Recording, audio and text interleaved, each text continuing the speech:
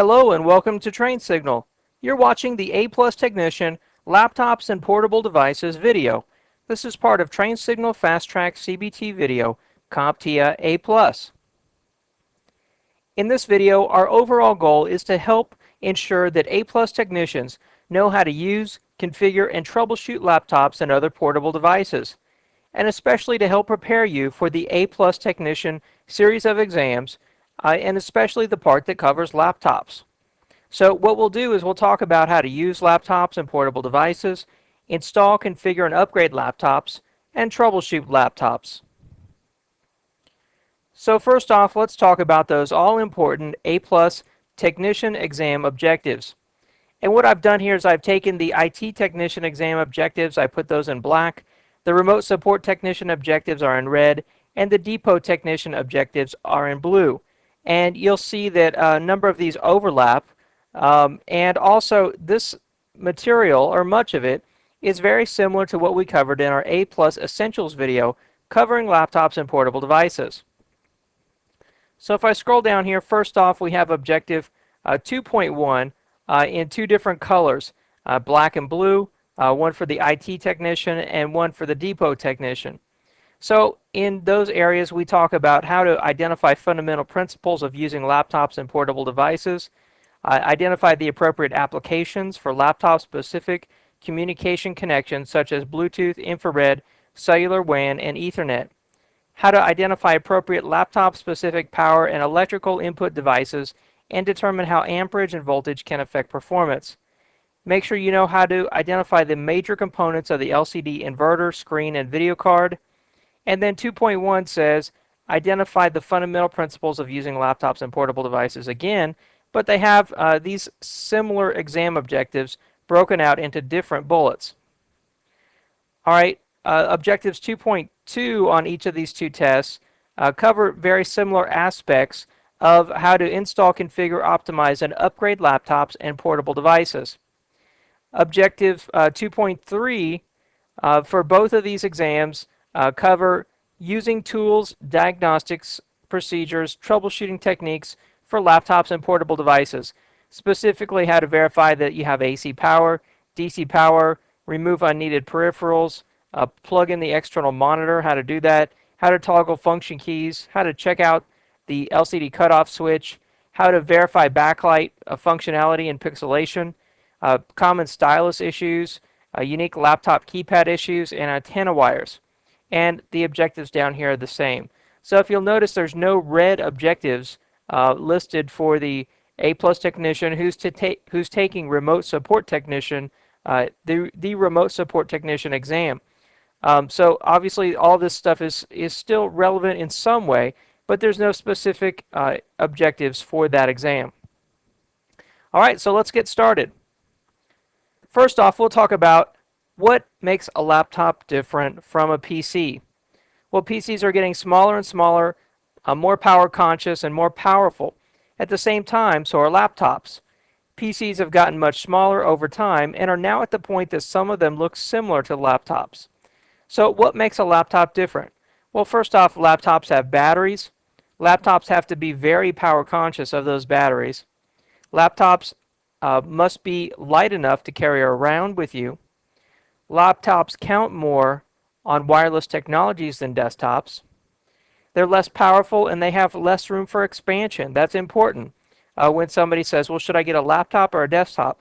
Well, do you care that it might be a little bit less powerful and have less expansion capability? Laptops are fragile in comparison to PCs. Laptops are less upgradable than PCs. Some of these PC cases, you might be able to put 5 hard drives internally in that PC case. And laptops are more expensive than PCs.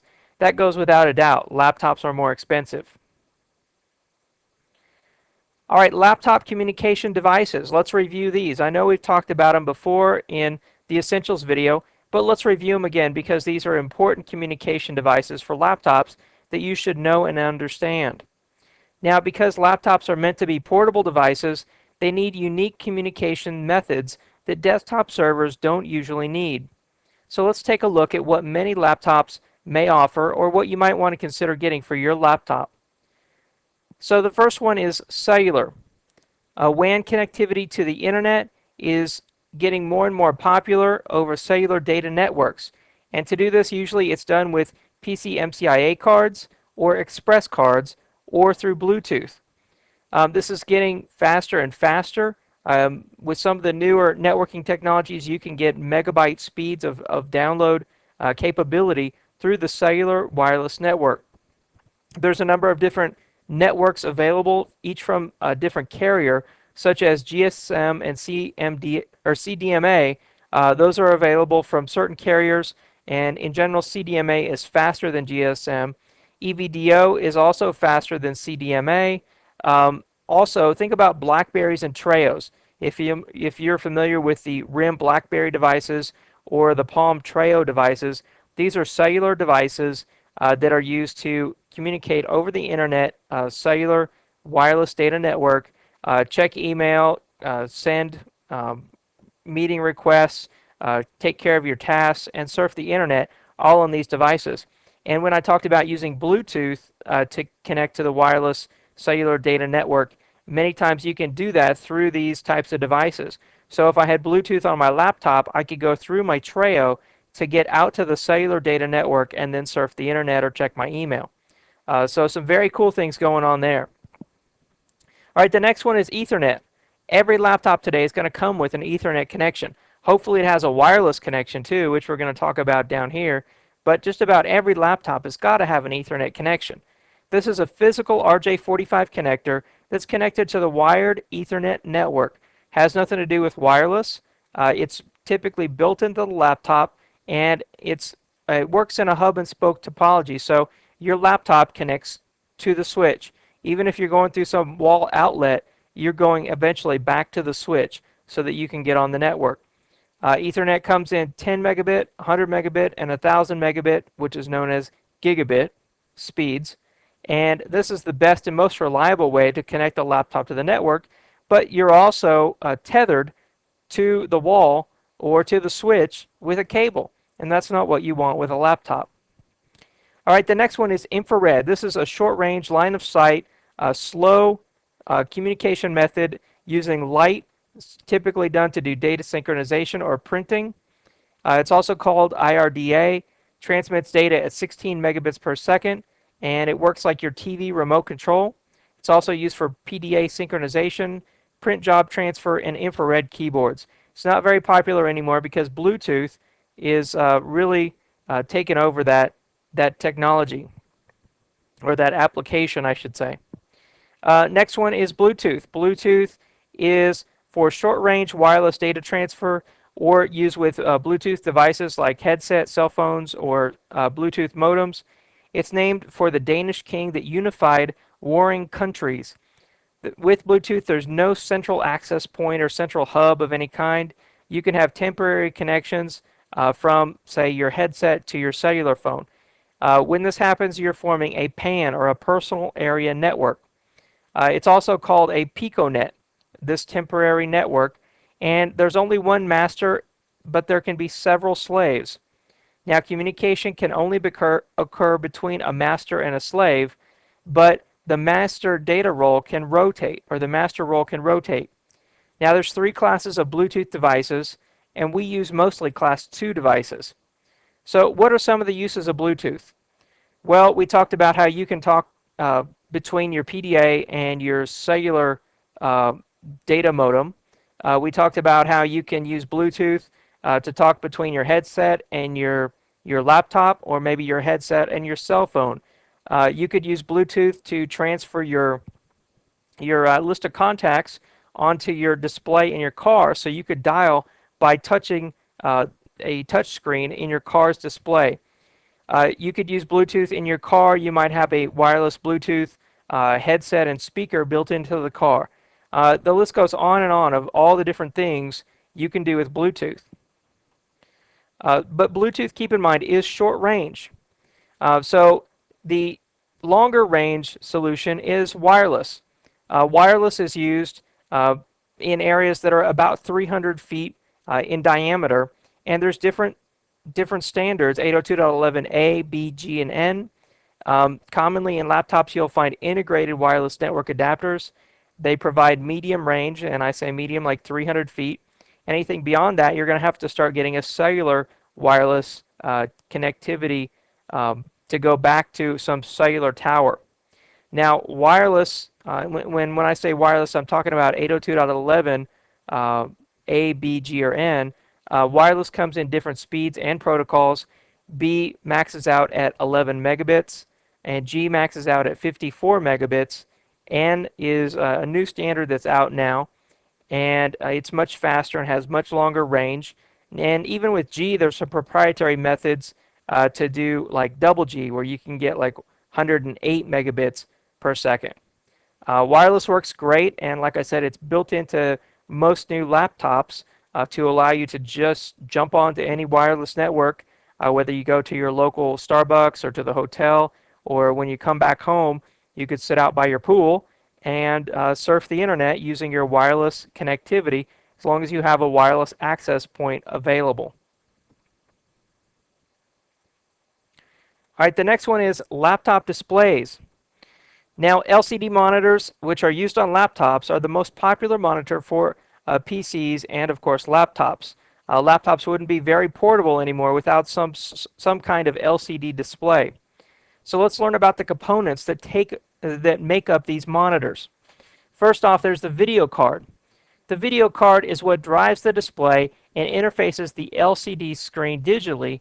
It has its own RAM, and it manages the image on the screen. So in a laptop, your video card is going to be built into the laptop. Of course, in a PC, you may or may not have a video card built into your motherboard, or you may have a external PCI card that goes into a slot on your motherboard for video. All right, the next one is video RAM. Video RAM is also called video memory. Now, video cards can share the computer's RAM if they're integrated into the motherboard, but this makes them lower performance cards and takes away from the RAM of the computer. So the amount of video RAM and the speed of it continues to increase as video cards get newer and newer. The RAM gets faster, and they put more and more RAM on there. So there's 128 megabyte video cards. There's 256 megabyte video cards, and it just goes on up from there. All right, the next one is the inverter. The inverter is what helps the LCD screen's backlighting process. So the backlighting is sort of this glowing area all around the screen that helps make the screen appear more light. Now, this backlighting requires an inverter to convert the power from DC to AC. So this inverter converts the battery power from the laptop that uses DC to AC to light the backlighting around the laptop screen. Now, flickering or blank screen can be caused by a bad inverter, and the inverter can be replaced at a reasonable cost on a laptop. Right, then there's the backlight. The backlight is a cold cathode fluorescent lamp, or CCFL. Now, when the LCD screen begins to dim, this is usually caused by a backlight going bad. This is a delicate operation to replace that backlighting unit, but it can be done again for a reasonable cost. There's no reason you have to throw out your laptop if the backlight needs to be replaced. Now, on the other hand, if the LCD screen is cracked or broken, then you may have to throw out that laptop, because those screens are very expensive to replace. The LCD screen is the actual screen that you look at. It's a liquid crystal display, and it has thin layers of polarized filter. It has transparent electrodes and perpendicular molecules. Now, with a color display, there are subpixels of red, green, and blue. All right, so that's what makes up the laptop display. So now we're going to talk about laptop power. Now, laptops can run on AC power that you get out of your wall outlet, and then it goes to the laptop with the laptop power adapter. It's converted to DC, goes into the laptop, and it's stored in the laptop battery in the form of DC, and that's how it's used within the laptop, unless it needs to be converted to AC for some specific reason, like the backlight display needs AC power. Now, today, most laptop batteries and cellular phones use lithium-ion batteries. These rechargeable batteries have a good energy-to-weight ratio, And unlike NiCad batteries, lithium-ion batteries have no memory. Now, one drawback of lithium-ion batteries is that they have a limited lifespan or a shelf life. So if you got a battery that's set on a shelf for a couple years, it might not last too many years longer. They have this limited lifespan, and after that, no matter how much they're used, they won't work anymore. They're dead. Now, lithium-ion batteries can be dangerous if they're mistreated. They can explode at high temperature, such as inside a car in the hot sun, but the ideal storage for lithium-ion batteries is in a refrigerator, surprisingly. Now, when lithium-ion batteries are dead and cannot hold a charge, you should find a way to recycle those batteries properly. Lithium-ion batteries should never be completely emptied, and typical battery voltage is about 14.8 volts, and the capacity is measured in milliamps, such as 3,800 milliamp per hour, or mAh. Now, you must obtain the right battery for your laptop, as the batteries are designed for the form factor of your laptop battery opening and the power requirements for your laptop. So you can't just go out and buy a generic laptop battery and put it in your laptop. In fact, you can't even go out and buy a Dell branded battery to put in your Dell laptop. You have to make sure the Dell battery you buy fits the specific Dell model of the laptop you want to put it in. So keep all those things in mind. All right, now let's talk about removing laptop peripherals. Now, laptop peripherals are more and more external devices that are connected via USB or FireWire. However, there's still many laptops that have hot swappable peripherals like CD drives or non-hot swappable peripherals. It's important that you know how to safely remove any type of externally connected or removable devices that are hooked up to your laptop. So an example could be a USB or FireWire drive or a hot swappable peripheral such as a CD in a CD bay on a laptop. So to remove these devices safely, you should look for this icon down here shown at the bottom of the screen at the end of the arrow. This is the icon that shows you can safely remove your device by double clicking on that, opening it up. You'll select the device and you'll say stop. You want to stop that device. Then it'll tell you it's safe to remove that device. So I demonstrated this earlier in the video series. I'm not going to demonstrate it again, but hopefully you recognize that icon. All right, so what is hot swappable and what is not? USB devices are all going to be hot swappable or removable when the operating system's up. Basically, hot swappable means you can take the device out while the operating system is up and nothing bad will happen as long as you follow the safely remove hardware procedure. But for example, like a RAM chip or a internal hard drive on your laptop is not hot swappable. You don't want to just unscrew the back of the cover and start taking things out with the system running because your operating system will certainly crash or the laptop will go down, power off. Now, after you safely remove your hardware in the operating system, you can then physically eject it. Note that there may be a release hatch for things like CD drives or like, for example, PC MCIA cards. There's a little button next to them you push and it ejects the card. All right, so now let's talk about laptop video sharing. Now, with many laptops, the video RAM is shared from the system RAM. This makes the laptop lower cost and provides less video performance. So people commonly choose to have a lower cost laptop with less video performance because they really don't need that performance of the video unless you're doing some high-end graphic design or you're playing a game that requires a certain amount of RAM or a certain amount of video performance. Most people just use Microsoft Excel or Word or surf the internet or check their email with their laptop, so they go for the lower cost option. But it's important that you understand how this works. As an example, say you have 1 gig of RAM or 1024 megabytes of RAM on the laptop, and say you took 64 megabytes out of it for your video card. In the end, you would have 980 megabytes left for your laptop's RAM. So you're taking RAM away from your laptop and dedicating it to the video card. So how does this affect you? Well, it gives you the option to choose between having less video performance and saving some money on your laptop, or paying more and getting a higher performance laptop with higher end video. All right, let's talk about laptop diagnostics and troubleshooting. Now, a good methodical approach to troubleshooting a laptop is very important to use. You don't want to just start pulling plugs or rebooting the laptop or doing whatever you think might solve the problem. You want to take a methodical approach to it. Have a plan. Now, experience gained from time working on laptops and troubleshooting laptops, of course, is always going to be very beneficial. So if you've seen this exact problem before, well, you really don't need to have a plan if you know the fix is just to pull out the plug, take out the battery, put it all back in, and power the laptop back up, and that fixes it in a matter of a minute. Well, I guess you really don't need a plan to do that. But if you walk up and someone says their laptop CD drive keeps overheating and you've never seen that before, you're going to need to have a plan and do some tests. So let's look at some things that you should check out when you're trying to diagnose laptop issues. And this list here is taken from the A+ exam objectives. So it's important to pay attention to these. Now the first one is verify AC power. For example, are the LEDs on and is the AC power adapter light on? And maybe you need to swap out the AC power adapter on the laptop. So these are all possibilities.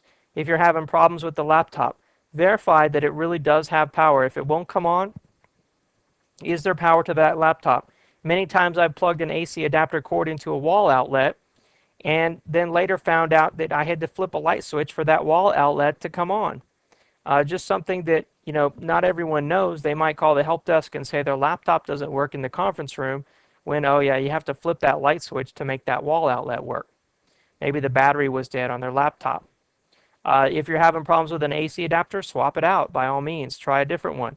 But you should know that those AC adapters fit that specific brand and model of laptop. You just can't swap out any AC adapter for any laptop with any other laptop. Next, verify DC power. Many times the batteries will have little lights on them, or you can take the battery out and you can push a button and you could get how much power is left in that battery, how much capacity is left. So verify that the laptop battery has power if you're running on battery. Remove unneeded peripherals. So you have a bunch of things like a docking station, external monitor, keyboard, all these things hooked up to the laptop and you're having problems. Well, take all those things off and just start with the laptop on its own. Say you're having problems with the laptop screen. Well, you can plug in an external monitor to see if it's your laptop screen or is it something else. You can toggle the function keys, the FN keys, usually a different color, are controlled by a special function key. You hold down that function key and you press those other keys to give you access to certain laptop functions. For example, one is to divert the LCD display from the laptop to an external monitor, then to divert it back to the laptop or show it on both. To me, that's the most common thing that people get confused on when they come to make a presentation with a laptop, is the function key that controls the output for the display. Now next, check the LCD cutoff switch. There's usually a little button on the top of the laptop, and when you close the display on the laptop, it mashes down that button and it turns off the display. So this way, the display and the power is saved when the laptop case is closed. But maybe this little button is stuck down and that's why your display or your laptop won't come on. So it's a little button on top of the laptop.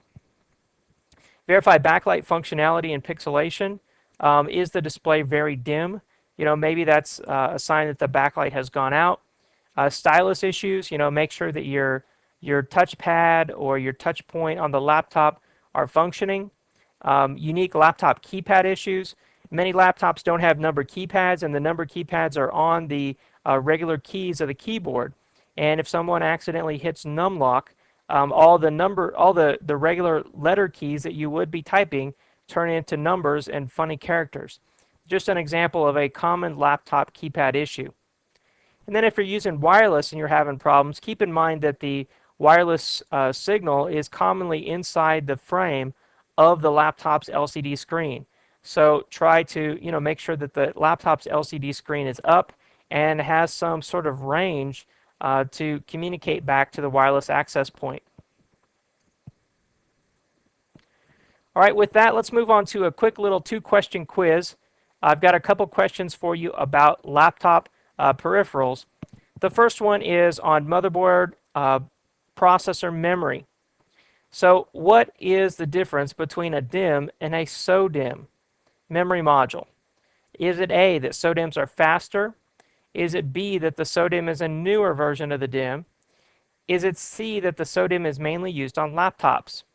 Well, it is true. C, the SODIMM is usually used only on laptops. I've also seen it used on iMac, Apple iMac systems.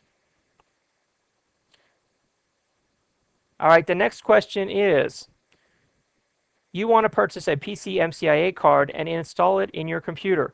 What kind of expansion slot would you need? So is a PC MCIA card, is it going to fit in a PCI card slot? No, that would be a PCI card. Is it going to fit in an ISA card slot? No, that would be an ISA card. Is it going to fit in a VLB slot? No. How about an AGP slot? No, that's for your graphics card. Well, the only choice left is E, none of the above. And answer E says you will need a PC MCIA slot for installing the card. These are most often found on laptop computers. That is true. You can get a PC MCIA card slot on a desktop computer, but it's very rare. Laptops are where these are really used, and PC MCIA cards are about to be replaced by Express cards. And I say about to because Express cards are out, they just haven't gained a lot of popularity. They are smaller and faster. I think people are really just waiting on the manufacturers to discontinue using the old PC MCIA cards and go to the Express cards. So that's the second question. That completes our 2-question quiz.